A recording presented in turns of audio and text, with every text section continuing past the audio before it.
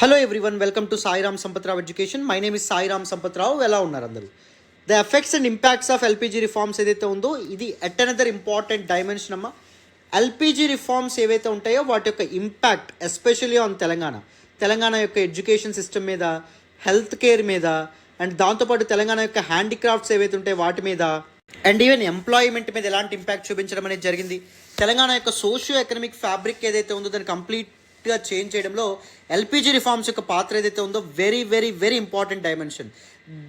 Broader లెవెల్లో all the effects of LPG reforms అని అడగొచ్చు, లేకపోతే ఇండివిజువల్ సెక్టర్ ఏదైతే ఉందో వాటి మీద ఎల్పిజి రిఫార్మ్స్ ఏవైతే ఉంటాయో వాటి యొక్క ఇంపాక్ట్ ఏదైతే ఉందో దాని గురించి మాట్లాడమని మీకు క్వశ్చన్ అనేటువంటిది రావచ్చు.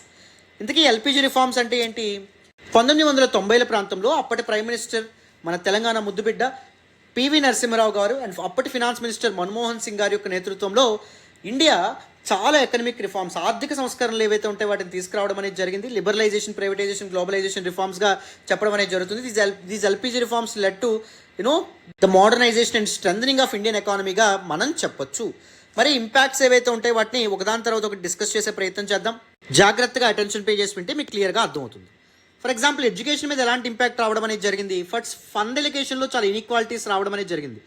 ఫర్ ఎగ్జాంపుల్, యునైటెడ్ ఆంధ్రప్రదేశ్లో 30 to 31% మాత్రమే తెలంగాణకి ఎడ్యుకేషన్ మీద ఖర్చు పెడితే 68 to 70% ఆంధ్ర మీద ఖర్చు పెట్టడం అనేటువంటి జరిగింది. బోత్ ద రీజియన్స్లో పాపులేషన్ ఆల్మోస్ట్ ఈక్వల్గా ఉన్నప్పటికీ ఎక్కువ ఫండ్స్ ఆంధ్ర మీద ఎక్కువ ఖర్చు పెట్టడం అనేది జరిగింది. నేషనల్ లిటరసీ రేట్ ఏదైతే 70% ఉంటే తెలంగాణలో మాత్రం చాలా తక్కువ ఉండడం అనేది జరిగింది. ఎందుకంటే ఫండ్స్ ఇన్సఫిషియెంట్గా ఉన్నప్పుడు, ఈక్విటబుల్ ఫండ్ షేరింగ్ అనేటువంటిది లేనప్పుడు తప్పకుండా ఎడ్యుకేషన్ యొక్క అవుట్కమ్స్ అనేటువంటిది కూడా తక్కువగా ఉండడం అనేది జరుగుతుంది. ప్రైవేట్ స్కూల్స్ ఏవైతే ఉంటాయో వాటికి కూడా పర్మిషన్స్ ఇవ్వడం అనేది జరిగింది. ఎడ్యుకేషన్ అన్అఫోర్డబుల్గా మారడం అనేటువంటిది జరిగిందమ్మా. ప్రైవేటైజేషన్ ఆఫ్ అగ్రికల్చర్ ఏదైతే ఉందో that is second important aspect. 1980s Chandrababu Naidu government యాక్టివ్గా ప్రైవేటైజేషన్ ఆఫ్ అగ్రికల్చర్ ఏదైతే ఉందో దాన్ని ప్రమోట్ చేయడం అనేది జరిగింది. Vision 2020 document Chandrababu Naidu government ఏదైతే తీసుకురావడం అనేది జరిగిందో దానిలో ఎడ్యుకేషన్ యాజ్ అన్ ఇండస్ట్రీగా చెప్పడం అనేది జరిగింది. కమర్షియలైజేషన్ ఆఫ్ ఎడ్యుకేషన్ ఏదైతే ఉందో, ప్రాఫిట్ ఓరియంటేషన్ ఆఫ్ ఎడ్యుకేషన్ ఏదైతే ఉందో అది స్టార్ట్ అవ్వడం అనేది జరిగింది. సో ఎడ్యుకేషన్ మీద ఖర్చు పెట్టడం గవర్నమెంట్కి నష్టం అనే విధంగా ఆలోచన చేయడం అనేటువంటిది జరిగింది.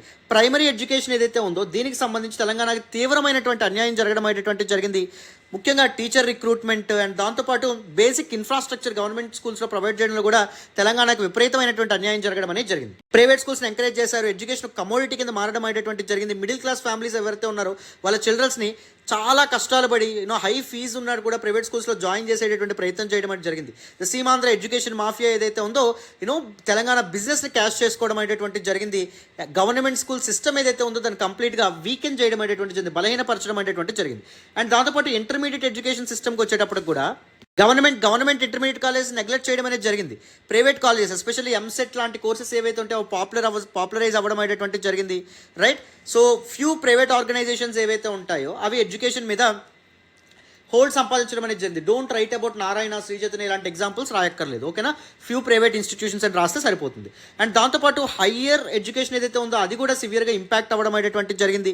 Koneru Ramakrishnarao committee on higher education committee ఏం రికమెండ్ చేసిందంటే హైయర్ ఎడ్యుకేషన్ నుంచి గవర్నమెంట్ యొక్క జోక్యాన్ని విత్డ్రా చేసుకోవాలని చెప్పడం అనేది జరిగింది. సో గవర్నమెంట్ ఫండింగ్ అనేటువంటిది ఆపేయడం అనేటువంటి జరిగింది. డిగ్రీ కాలేజెస్, యూనివర్సిటీస్ ఏవైతే ఉంటాయో అవి చాలా ఇష్యూస్ని ఫేస్ చేయడం అనేది జరిగింది. క్వాలిఫైడ్ స్టాఫ్ లేక, బేసిక్ కమ్యూనిటీస్ లేక, ఇన్ఫ్రాస్ట్రక్చర్ లేక చాలా ప్రాబ్లమ్స్ ఫేస్ చేయడం అనేది జరిగింది. అండ్ దాంతోపాటు తెలంగాణ యొక్క పూర్ స్టూడెంట్స్ ఎవరైతే ఉంటారో వాళ్ళు కూడా గవర్నమెంట్ కాలేజెస్, స్టేట్ యూనివర్సిటీస్ ఎవరైతే అటెండ్ అవుతారో ఈ ఇష్యూస్ వల్ల వాళ్ళు చాలా సఫర్ అవ్వడం అనేటువంటిది జరిగిందమ్మా. ఈ లిబరలైజేషన్ ఎరాలో కంప్యూటర్ రిలేటెడ్ కోర్సెస్కి ఎక్కువ ఇంపార్టెన్స్ ఇవ్వడం అనేది జరిగింది. అండ్ దాంతోపాటు ఆర్ట్స్ రిలేటెడ్ కోర్సెస్ ఏవైతే ఉంటాయో అవి కంప్లీట్గా డిక్లైన్ అవ్వడం అనేటువంటిది జరిగింది. Right. These are some important issues కింద మనం చెప్పొచ్చు. అండ్ దాంతోపాటు హెల్త్ కేర్ సిస్టమ్ ఏదైతే ఉందో అది కూడా కంప్లీట్గా డిస్ట్రాయ్ అవ్వడం అనేది జరిగింది. రీజనల్ డిస్పారిటీస్ అండ్ ఇంబ్యాలెన్సెస్ ఏదైతే ఉన్నాయో వాటికి దారితీయడం అనేటువంటిది జరిగిందమ్మా. హ్యూమన్ డెవలప్మెంట్ ఇండెక్స్లో కూడా చాలా డిస్పారిటీస్ ఆంధ్రాకి, తెలంగాణకి మధ్య కనిపించడం అనేటువంటి జరిగింది. ఆల్ దీస్ ఎల్పిజి రిఫార్మ్స్ ఏవైతే ఉన్నాయో they are very very very important in the exam perspective. దాని ఇంపాక్ట్స్ ఏవైతే ఉంటాయో వాటిని మీరు చేయాలి. అండ్ తెలంగాణ హ్యాండిక్రాఫ్ట్స్ ఏవైతే ఉంటాయో దట్ రూరల్ ట్రెడిషనల్ ఎకానమీ ఏదైతే ఉంటుందో అది కంప్లీట్గా డిస్ట్రాయ్ అవ్వడం అనేటువంటి జరిగింది ఎల్పిజి రిఫార్మ్స్ తర్వాత. వెస్టర్న్ కంట్రీస్ నుంచి free import of machine made goods ఏవైతే ఉంటాయో అవి స్టార్ట్ అవ్వడం అనేటువంటి జరిగింది. సో దానివల్ల లోకల్ హ్యాండిక్రాఫ్ట్స్ మ్యాన్ ఎవరైతే ఉంటారో వాళ్ళ మీద చాలా ఇంపాక్ట్ పడడం అనేటువంటి జరిగింది. తెలంగాణ హ్యాండ్లూమ్స్ ఏవైతే ఉంటాయో అవి అడ్వర్స్గా ఎఫెక్ట్ అవ్వడం అనేది జరిగింది బికాస్ ఆఫ్ లిబరలైజేషన్. ఎందుకంటే డ్రెస్ ఫ్యాషన్స్ గ్లోబలైజేషన్ తర్వాత ఈ ఫ్యాషన్స్ అనేటటువంటి పెనట్రేట్ అవ్వడం అనేది జరిగింది. ముఖ్యంగా urban people readymade western clothes ఏవైతే ఉంటాయో వాటిని ప్రిఫర్ చేసే వాళ్ళు హ్యాండ్లూమ్ ప్రొడక్ట్స్ ఏవైతే ఉంటాయో వాటి మార్కెట్ని కంప్లీట్గా కోల్పోవడం అనేటువంటి జరిగింది. హ్యాండ్లూమ్ సెక్టర్ ఏదైతే ఉందో కంప్లీట్గా డిక్లైన్ అవ్వడం అనేటువంటి జరిగింది. ముఖ్యంగా సబ్సిడీస్ గవర్నమెంట్ తగ్గించేయడం అనేది జరిగింది. Chemicals, pigments and other materials కాస్ట్లు ఏవైతే ఉంటాయో విపరీతంగా పెరగడం అనేటువంటి జరిగింది. దానివల్ల కూడా వీవర్స్ యొక్క లైవ్స్ ఏవైతే ఉంటాయో వాటి మీద డిజాస్ట్రస్ ఇంపాక్ట్ ఏదైతే ఉందో పడడం అనేటువంటి జరిగింది. Traditional crafts man communities like కుమ్మరీస్, మ్యాదరీస్, కమ్మరీస్, సో వాళ్ళ మీద కూడా చాలా ఇంపాక్ట్ పడడం అనేది జరిగింది. గోల్డ్ స్మిత్స్ ఎవరైతే ఉంటారో వాళ్ళు కూడా కార్పొరేట్ జ్యువెలర్స్ ఎవరైతే ఉంటారో వాళ్ళ దగ్గర పనులకు వెళ్ళడం అనేటటువంటి పరిస్థితి ఏర్పడడం అనేది జరిగింది. So this beauty of the industry ఏదైతే ఉందో అది కంప్లీట్గా డిక్లైన్ అవ్వడం అనేటువంటి జరిగింది, కంప్లీట్గా అండర్మైన్ అవ్వడం అనేది జరిగింది. ఎప్పుడైతే అగ్రికల్చర్ హ్యాండిక్రాఫ్ట్స్ డిక్లైన్ అవ్వడం అనేది జరిగిందో popular folk art forms and artist ఎవరైతే ఉంటారో వాళ్ళకు కూడా వాళ్ళ మీద కూడా అది ఇంపాక్ట్ పడడం అనేటువంటిది జరిగింది. అగ్రేరియన్ క్రైసిస్ మొదలవడం అనేది జరిగింది, అగ్రేరియన్ స్ట్రెస్ మొదలవడం అనేటువంటి జరిగింది. ఎందుకు అగ్రికల్చరల్ సబ్సిడీస్ ఏవైతే ఉంటాయి వాటిని కంప్లీట్గా ఈ సమయంలో విత్డ్రా చేయడం అనేటువంటి జరిగింది. అండ్ దాంతోపాటు ఎలక్ట్రిసిటీ రిఫార్మ్స్ తీసుకురావడంలో భాగంగా విద్యుత్ ఛార్జెస్ ఏవైతే ఉంటాయో వాటిని విపరీతంగా పెంచడం అనేటువంటి జరిగింది. ఆంధ్రప్రదేశ్లో ఆ సమయంలో ఫార్మర్స్కి ఎలక్ట్రిసిటీ సబ్సిడీస్ కూడా ఇవ్వనటువంటి పరిస్థితి. తెలంగాణలో కల్టివేషన్ అనేటటువంటిది ఒక ఎక్స్పెన్సివ్ థింగ్ కింద మారడం అనేటువంటి జరిగింది. ఎందుకంటే మనం డ్రై ల్యాండ్ అగ్రికల్చర్ ఫాలో అవుతాం. వాటర్ అనేటువంటిది వెరీ వెరీ ఇంపార్టెంట్ మనకి.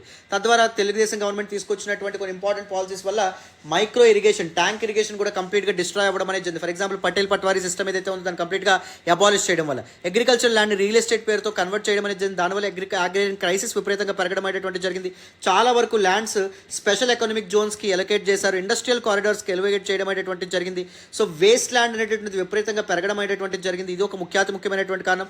రైతులకి రెమ్యునరేటివ్ ప్రైసెస్ ఏవైతే ఉంటాయో అవి రానటువంటి పరిస్థితి ఏర్పడడం అనేటువంటి జరిగింది. దానివల్ల అగ్రేరియన్ క్రైసిస్ ఇంకా ఘోరంగా మారడం అనేటువంటి జరిగింది. ఫర్దర్గా natural disasters like droughts, floods, cyclones వీటిని బెటర్గా మేనేజ్ చేయకపోవడం వల్ల కూడా రైతులు చాలా నష్టాలు పాలవ్వడం అనేటువంటి జరిగింది. So LPG reforms in almost all the spheres, education sphere and దాంతోపాటు హెల్త్ కేర్ అండ్ దాంతోపాటు హ్యాండిక్రాఫ్ట్స్ అండ్ దాంతోపాటుగా ఇరిగేషన్ వీటన్నింటి మీద ఇంపాక్ట్ చూపించడం అనేది జరిగింది. రీజనల్ ఇంబ్యాలెన్సెస్ అండ్ డిస్పారిటీస్ ఏవైతే ఉంటాయో అవి సిగ్నిఫికెంట్గా రైజ్ అవ్వడం అనేటువంటి జరిగిందమ్మా. అండ్ ఎంప్లాయ్మెంట్ మీద కూడా సివియర్ ఇంపాక్ట్ పడడం అనేది జరిగింది. Chandrababu Naidu government world bank instructions ఏవైతే ఉంటాయో వాటిని ఫాలో అవ్వడం అనేటువంటి జరిగింది. మెనీ పబ్లిక్ సెక్టర్ యూనిట్స్ ఏవైతే ఉంటాయో వాటిని కంప్లీట్గా క్లోజ్ చేసే ప్రయత్నం చేయడం అనేది జరిగింది. And the recommendations of Subrahmanyam committee report. తెలంగాణలో ఉన్నటువంటి చాలా ఇండస్ట్రీస్ని ప్రైవేటైజ్ చేయడం అనేది జరిగింది. For example Adilabad cooperative spinning mill కానీ, నిజాం షుగర్స్ ఏవైతే ఉంటాయో ఇలాంటి వాటన్నింటినీ ప్రైవేటైజ్ చేయడం అనేటువంటి జరిగింది. ఆంధ్రప్రదేశ్ ఫిషరీస్ డిపార్ట్మెంట్ కోఆపరేషన్ని క్లోజ్ చేయడం అనేటువంటి జరిగింది. Andhra Pradesh spin fed, Andhra Pradesh electronics development corporation, Karimnagar cooperative spinning mill వీటన్నిటిని క్లోజ్ చేయడం అనేటువంటిది జరిగిందమ్మా. దానివల్ల చాలామంది తమ ఎంప్లాయ్మెంట్ ఏదైతే ఉందో అది కోల్పోవడం అనేటువంటి జరిగింది. పొల్యూషన్ స్ప్రెడింగ్ ఇండస్ట్రీస్ ఏవైతే ఉన్నాయి, రెడ్ ఇండస్ట్రీస్ ఏవైతే ఉంటాయి వాటిని ఇన్ అండ్ అరౌండ్ హైదరాబాద్ ఏర్పాటు చేశారు. దానివల్ల గ్రౌండ్ వాటర్ పొల్యూషన్ అనేటువంటి స్టార్ట్ అయింది. క్రాప్ గ్రోత్ ఏదైతే ఉందో దాని మీద ఇంపాక్ట్ పడడం అనేటువంటి జరిగింది. తెలంగాణ ఫర్దర్గా బ్యాక్వర్డ్గా మారడం అనేటువంటి జరిగింది. ఓన్లీ గ్రోత్ సెంటర్స్గా రంగారెడ్డి, హైదరాబాద్, మెదక్ మాత్రమే ట్రీట్ చేయబడినాయి. అదర్ రీజియన్స్ ఏవైతే ఉంటాయో కంప్లీట్గా డిక్లైన్ అవ్వడం అనేటువంటి జరిగింది. అవి కంప్లీట్గా బ్యాక్వర్డ్నెస్కి గురవడం అనేటువంటి జరిగింది. గవర్నమెంట్ సెక్టార్ మీద కూడా ఇంపాక్ట్ పడడం అనేది జరిగింది. Due to the investment constraints వల్ల డౌన్ సైజింగ్ పాలసీని both central government and state governments follow అవ్వడం అనేటువంటి జరిగింది. రిక్రూట్మెంట్స్ లేనటువంటి పరిస్థితి, టీచర్స్ అండ్ పోలీసులు ఎవరైతే ఉంటారో వాళ్ళకి non locals majority of the jobs ఏవైతే ఉంటే వాటిని ఇంకా తీసుకోవడం మొదలుపెట్టారు. వాటిలో అపాయింట్మెంట్స్ అనేటువంటివి జరగడం అనేది జరిగింది. దాని కారణంగా తెలంగాణ ఎంప్లాయీస్ అండ్ యూత్ ఎవరైతే యాజిటేషన్స్ చేశారో దానికి రిజల్ట్గా గిర్గ్లాని కమిటీ ఏదైతే ఉందో దాన్ని ఏర్పాటు చేయడం అనేటువంటిది జరిగిందమ్మా. సెక్రటేరియట్లో హెడ్స్ ఆఫ్ ద డిపార్ట్మెంట్స్లో ఆంధ్ర ఎంప్లాయీసే ఉన్నటువంటి పరిస్థితి. లిబరేషన్ ఎరాలో సీమాంధ్ర క్యాపిటలిస్ట్ ఎవరైతే ఉన్నారో వాళ్ళ గవర్నెన్స్ని, రిసోర్సెస్ని ప్రతిదాన్ని కంట్రోల్ చేయడం అనేటువంటి జరిగింది.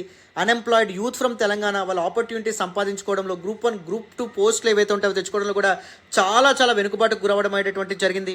And even star hotels, private corporate hospitals, industries ఇవన్నీ ఆంధ్ర వాళ్ళకి చెందినటువంటి ఉండడం వల్ల వాళ్ళు వెల్త్ అక్యుములేట్ చేసుకోగలడం అనేటువంటి జరిగింది. ఒక ఆంధ్ర కొలనైజేషన్ ఏదైతే ఉందో ఎల్పిజి రిఫార్మ్స్ సమయంలో పీక్ స్టేజ్కి చేరుకుంది, జెనిత్ స్టేజ్కి చేరుకుందని చెప్పి కూడా మీరు కన్క్లూజన్లో రాసి ఎండ్ చేయొచ్చు మా ఆన్సర్ని. Right, these are very important dimensions. ఇవన్నీ తప్పకుండా గుర్తుపెట్టుకోవాలి.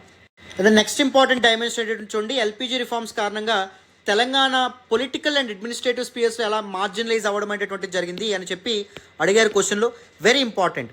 సో ఎప్పుడైతే ఎల్పిజి రిఫార్మ్స్ తీసుకురావడం అనేటువంటి జరిగిందో సిగ్నిఫికెంట్ చేంజెస్ ఏవైతే ఉంటాయో అవి ఇంట్రడ్యూస్ చేయబడడం అనేటువంటి జరిగింది. ఆ సమయంలో ఎల్పిజి పాలసీస్ ఏవైతే ఉన్నాయో చంద్రబాబు నాయుడు గవర్నమెంట్లో ముఖ్యంగా 1995 నుంచి 2004 మధ్యలో అవి ఇంప్లిమెంట్ చేయబడ్డాయి.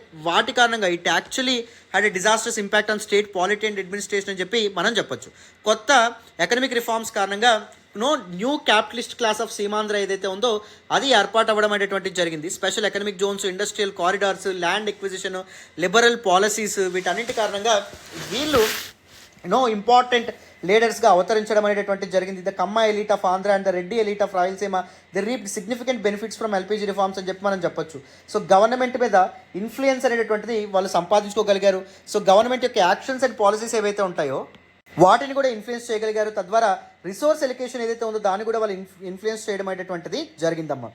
అండ్ అదే సమయంలో పాలిటిక్స్ అనేటటువంటివి ఒక ఎక్స్పెన్సివ్ అఫైర్గా మారడం వల్ల గవర్నమెంట్లో వాళ్ళు ఇన్ఫ్లుయెన్షియల్ క్లాసెస్ కింద సబ్స్టాన్షియల్ ఇన్ఫ్లుయెన్స్ని హోల్డ్ చేయడం అనేటువంటిది జరిగింది. యాజ్ తెలంగాణ పార్టీ టీఆర్ఎస్ ఏదైతే ఉందో was never favoured by this capitalist. Because టీఆర్ఎస్కి అప్పుడు అంత ఫినాన్షియల్ సపోర్ట్ అనేటువంటి లేదు. టీఆర్ఎస్ చాలా ఫినాన్షియల్ కన్స్ట్రెయింట్స్ ఏవైతే ఉంటాయో వాటిని ఫేస్ చేయడం అనేది జరిగింది. అందుకే ఎలియన్సెస్లోకి ఎప్పుడు వెళ్ళడం అనేది జరిగేది. లిమిటెడ్ కాన్స్టిట్యున్సీస్ ఏవైతే ఉంటాయో వాటిలో మాత్రమే కంటెస్ట్ చేస్తూ ఉండడం అనేటువంటి జరిగింది. అడ్మినిస్ట్రేటివ్ స్పియర్స్లో కూడా తెలంగాణ చాలా ప్రాబ్లమ్స్ ఫేస్ చేయడం అనేటువంటి జరిగింది. అగ్రేరియన్ క్రైసిస్ ఫేస్ చేయడం అనేది జరిగింది. ఫార్మర్ సూసైడ్స్ని ఫేస్ చేయడం అనేటువంటి జరిగింది. Powerful chief ministers like Chandrababu, YS Rajasekhara Reddy ఇలాంటి వాళ్ళు ది థరోలీ సబ్జుగేటెడ్ తెలంగాణ లీడర్స్ అని చెప్పి మనం చెప్పొచ్చు. తెలంగాణ లీడర్స్ని కంప్లీట్గా కంట్రోల్ చేయడం అనేటువంటిది జరిగిందమ్మా. ఆంధ్ర లీడర్స్ కంటిన్యూస్గా తెలంగాణ ఇష్యూస్ నెగ్లెక్ట్ చేసేవాళ్ళు. తెలంగాణ లీడర్స్ వాళ్ళ వాయిసెస్ రేజ్ చేయగలిగే వాళ్ళ లెజిస్లేటివ్ అసెంబ్లీస్లో కానీ అదర్ ప్లాట్ఫామ్స్లో కానీ లేనటువంటి పరిస్థితి. అండ్ కృష్ణా వాటర్ డిస్ట్రిబ్యూషన్లో కూడా చాలా ఇబ్బందులు తలెత్తడం అనేటువంటి జరిగింది. డెవలప్మెంట్ ఆఫ్ సీమాంధ్ర రీజియన్కి ఎక్కువ ఇంపార్టెన్స్ ఇచ్చారు కానీ తెలంగాణ రీజియన్కి ఇంపార్టెన్స్ ఇవ్వగలిగారా అంటే లేనటువంటి పరిస్థితి. ఆల్ దీస్ డిస్క్రిమినేటరీ ప్రాక్టీసెస్ ఏవైతే ఉంటాయో వాటిని ఒకసారి పర్ఫెక్ట్గా ఆన్సర్లో మీరు పెట్టగలిగితే బెస్ట్ ఆన్సర్స్ ఏవైతే ఉంటాయో తయారవుతాయి. బెస్ట్ ఆన్సర్స్ మీరు రాయగలుగుతారు, అందులో డౌటే లేదు, సందేహమే లేదు. ఓకేనా? Without any further delay next important dimension మాట్లాడదాం. చూడండి. చూడండి, provide a brief overview of Madiga Dandora movement. Very very very important. Madiga is actually sub caste of scheduled caste కింద మనం చెప్పొచ్చు. హిస్టారికల్లీ, ఎడ్యుకేషనల్లీ చాలా డిస్క్రిమినేషన్ గురవ్వడం అనేది జరిగింది. Educational and socially very backward community కింద మనం చెప్పొచ్చు. రీజన్ వైజ్ పాపులేషన్ చూసుకుంటే, స్టాటిస్టిక్స్ చూసుకుంటే తెలంగాణలో ఎక్కువగా మాదిగాస్ కనిపిస్తారు, ఆంధ్రాలో ఎక్కువగా మాలాస్ కనిపించడం అనేటువంటి జరుగుతుంది.